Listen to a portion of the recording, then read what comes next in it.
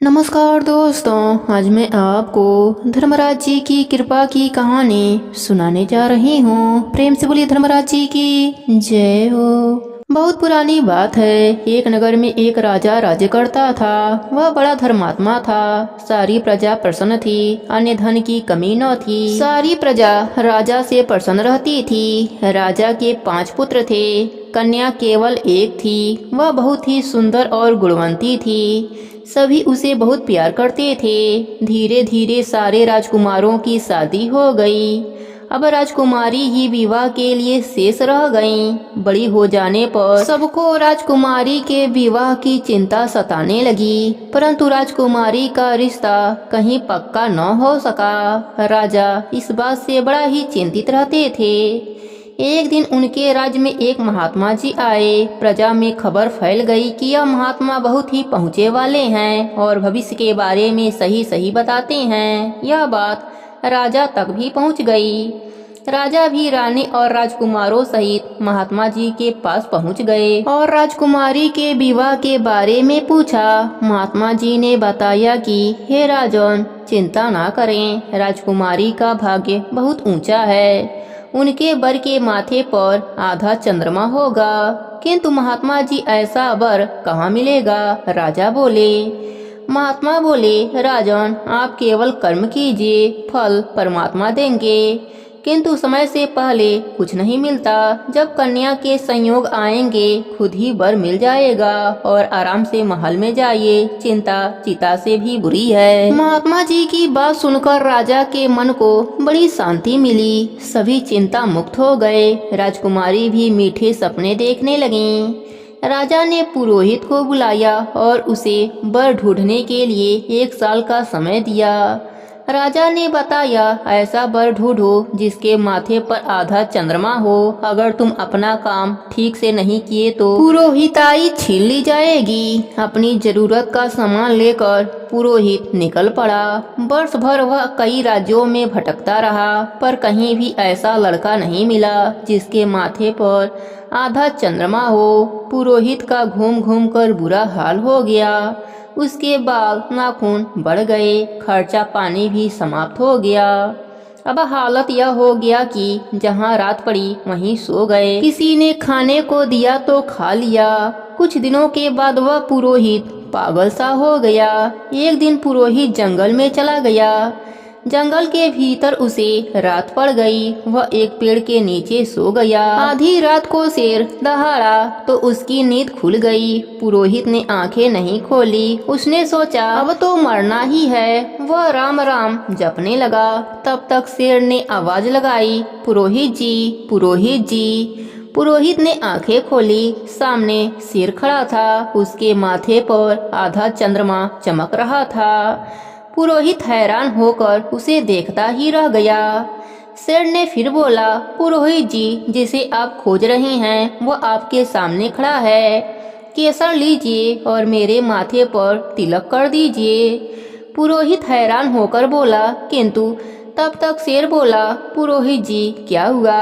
आप यह कहना चाहते हैं कि एक जानवर से रिश्ता कैसे होगा? पुरोहित जी, यह तो विधि का विधान है। पुरोहित जी ने शेर के माथे पर कांपते हाथों से तिलक लगा दिया।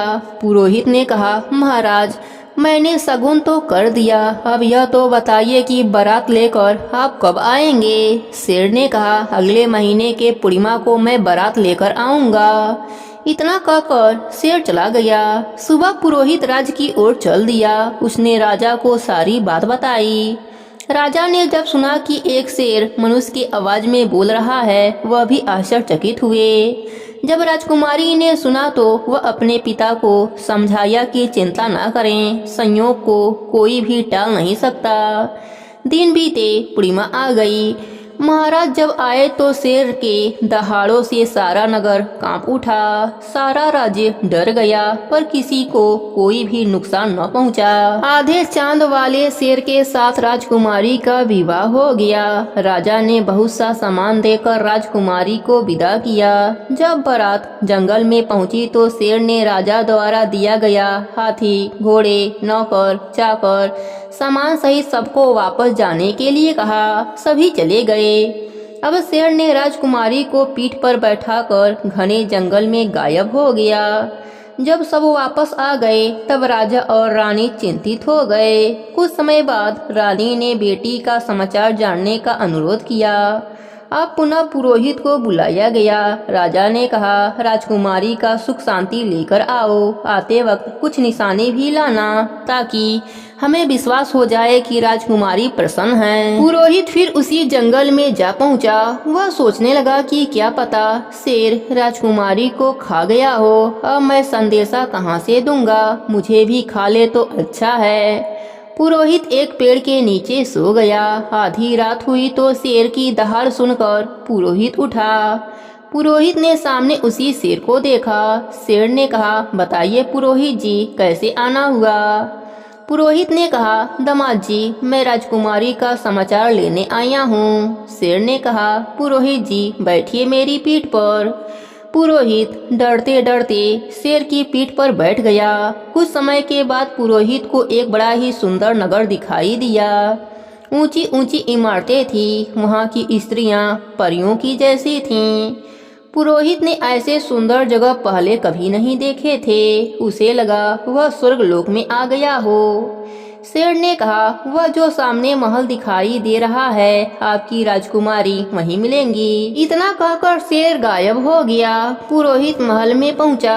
पुरोहित महल देखकर दंग रह गया। ऐसा महल उसने कभी नहीं देखा था। पुरोहित के आते ही दरवाजा अपने आप खुल गए। पुरोहित चलते चलते राजकुमारी के पास पहुंच गया। राजकुमारी पुरोहित को देखकर बहुत खुश हुई। उसने मायके में सबका हाल पूछा।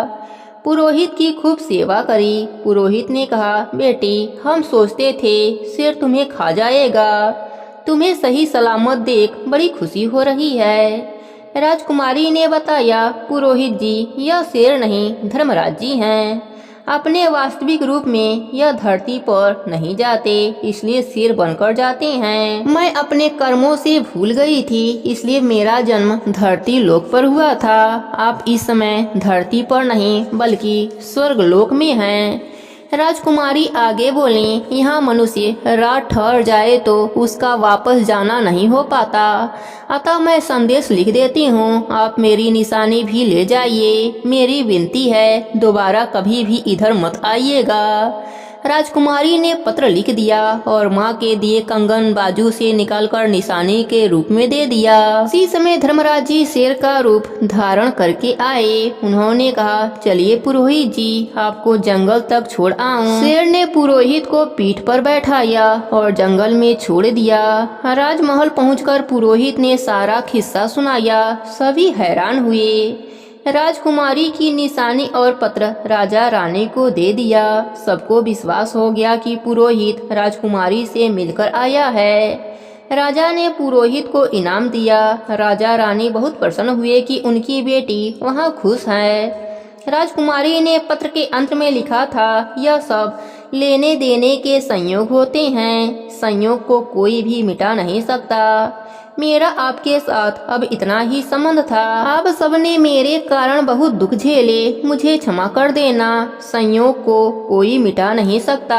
आप सब भी धर्मराज जी का नित्य नियम निभाइए, जिससे मरने के बाद आप लोग मेरे साथ स्वर्गलोक में वास पाएंगे। बेटी की चिट्ठी पढ़ने के बाद राजा रानी भी धर्मराज जी का नित्य नियम निभाने लगे, जिससे उनको मरने के बाद स्वर्गलोक की प्राप्ति हुई। प्रेम से बोलिए धर्मराज जी की जय हो।